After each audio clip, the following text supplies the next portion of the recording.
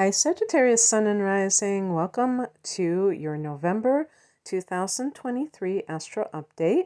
It's Rena here, Sun in Sag, born in December, but still enjoying and looking forward to the Sag season, which this year begins on November 22nd. So I was just thinking about how the season of Sagittarius dovetails with the holiday season. In the United States, we have a holiday called Thanksgiving, which is, I think it's the third Thursday of the month of November. I should know this by now at my age. But it's like, it changes every year, but it's like basically, I think it's the third Thursday of every November, and that kicks off the holiday season for, you could say, until the end of December when we have New Year's Eve, and of course January 1st, New Year's Day. But I think the most festive times are between Thanksgiving and Christmas, and that happens to be during Sag season for the most part. And that makes sense to me because just like Scorpio, you have Halloween, and that's during Scorpio, and Day of the Dead the next day. The Sag season is very festive. A lot of lights, a lot of lighthearted feelings, a lot of parties. So, that's why I always wonder, am I feeling the Sag energy or am I feeling the holiday spirit? But they could be one and the same in a lot of cases. So November is coming off of this eclipse season during the month of October. And on the 4th of the month, Saturn goes direct at 0 degrees of Pisces. So Pisces is a fellow mutable sign. Recently went into Pisces, or Saturn recently went into Pisces in March. It's funny because I'm recording this in October and I'm thinking recently, like really 7 months is recent, but that just shows you how quickly 2023 seems to have gone by, at least as far as I'm concerned. So for us, Pisces is the 4th house of home and family. And you may have been experiencing since, oh gosh, when did Saturn go retrograde? Was it June? Probably something like that. So from June until November, there may have been some event or just some kind of change that occurred around the time of that retrograde that made you really think about issues concerning home matters. And this may be specifically like if you had been planning on doing some work on your home, maybe it was a renovation or anything like that, and you just like were, I'm not sure about this. Where am I going with this? Saturn is about discipline, and I do believe that Saturn is about direction, meaning that we become resolute and then we work towards something, some kind of a goal. Saturn is goal-oriented. So something may have derailed you along these lines, and you had to go within to think about what it was that you really wanted to work towards. And perhaps now you will have a clearer path to forge, and it will be easier for you to actually do these things because Saturn retrograde might have been, any kind of home matters. It may have been like walking through molasses trying to accomplish something, and now it might be a lot easier. Well, you could even say some people who have wanted to move or to I would say, especially when Saturn is in the fourth house, maybe you want to buy a property and lay down roots. And then you had second thoughts or something fell through and made you look within. Like, for instance, it doesn't even have to be like directly connected to this area of life. What if you lost your job and then you thought, you know what? Can I, pay a mortgage month after month? If I'm capable of losing a job, how can I possibly think that I can sign on the dotted line? And in some cases, you might say, yeah, I think I'd rather rent. But you want to get, like, maybe you do want to get a house and you want to stay in a certain area for a longer time, because when Saturn is in the fourth house, you're taking this area seriously.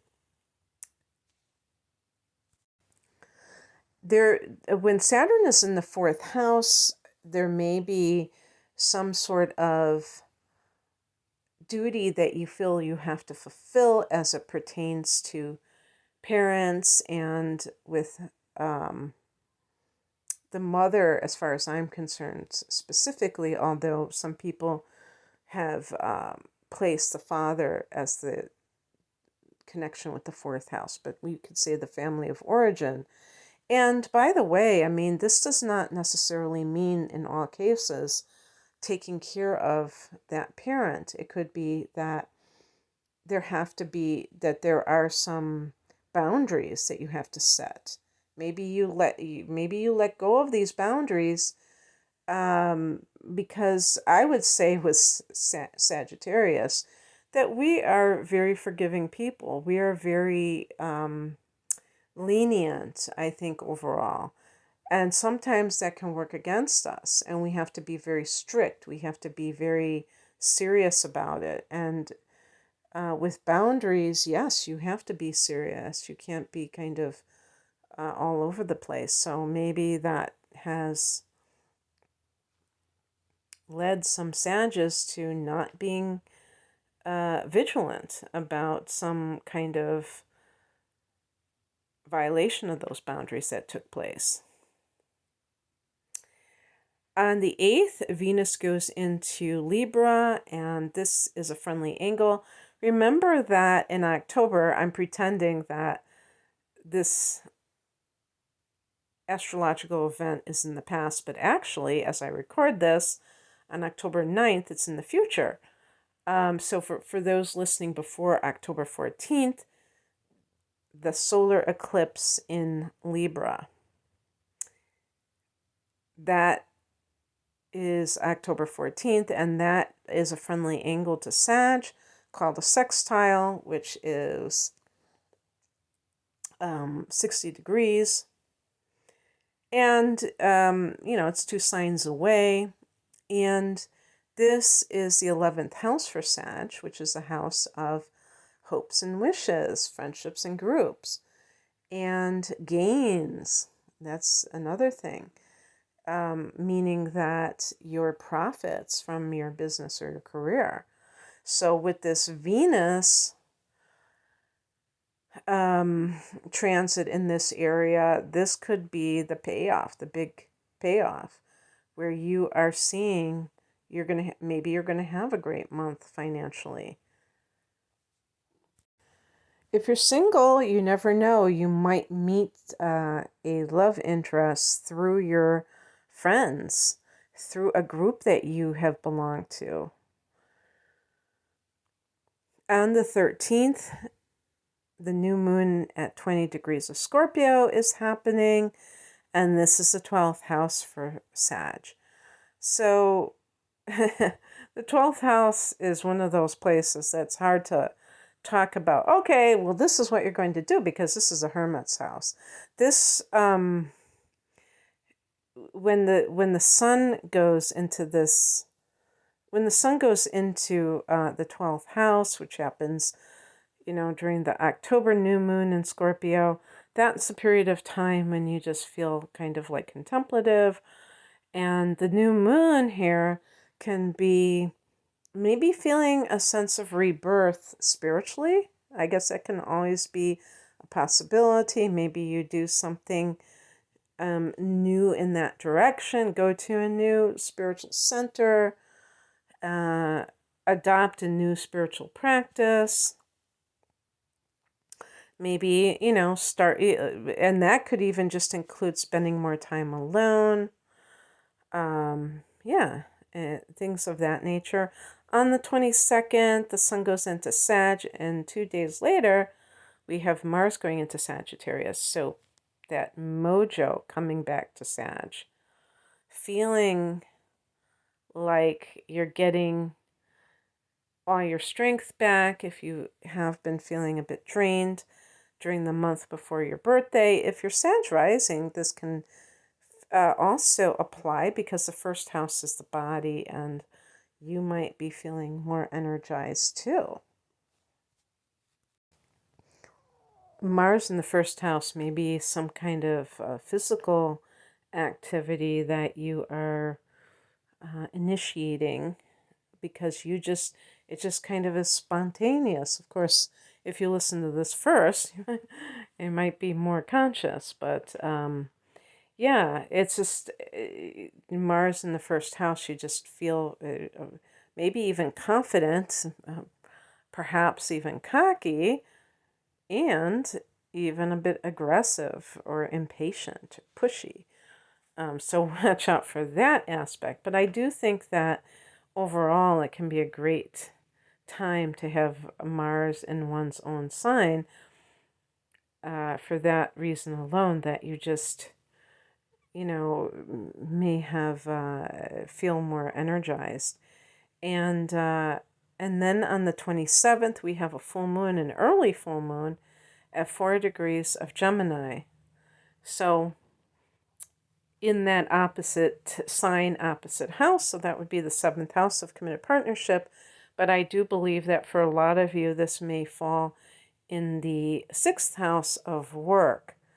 And if so, that could be either leaving a job. And I feel that with Mars in the first house, that this would be directed by you.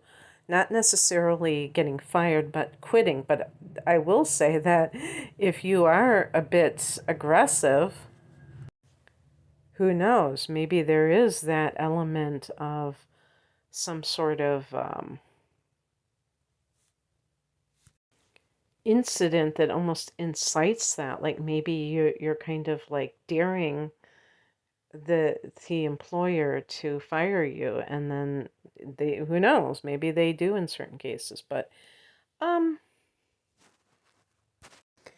even in those cases, I feel like it's self-directed in a lot of ways, that you're kind of being very independent, and maybe you have a game plan, like you're like, okay, I'll goad them into firing me, and then I'll collect unemployment or something. I don't know. But yeah, so it can also be in those cases that you get a promotion, that you have some kind of, because the full moon can bring things to a culmination. So you get some kind of higher rank. But let's talk about the 7th house, because this is the area of relationships, and this is the opposite sign. So this can be this situation where,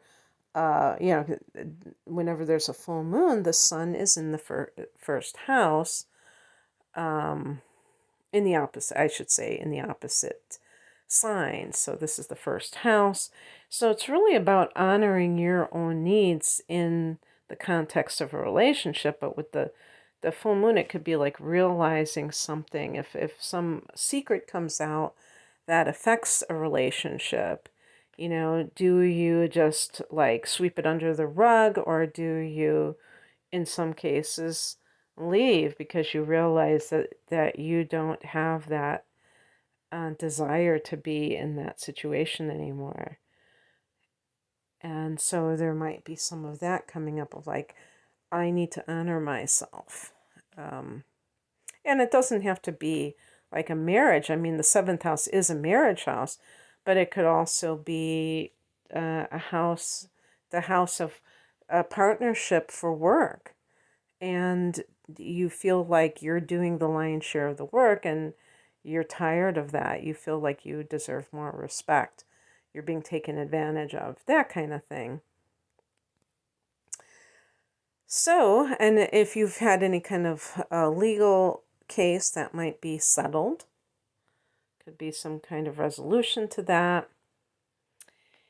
And yeah, so there we have it. That's what I have for you, Sag. And so if you would like a private reading, I am offering my double readings. I've been doing a lot of them for Sages, and that's been way cool.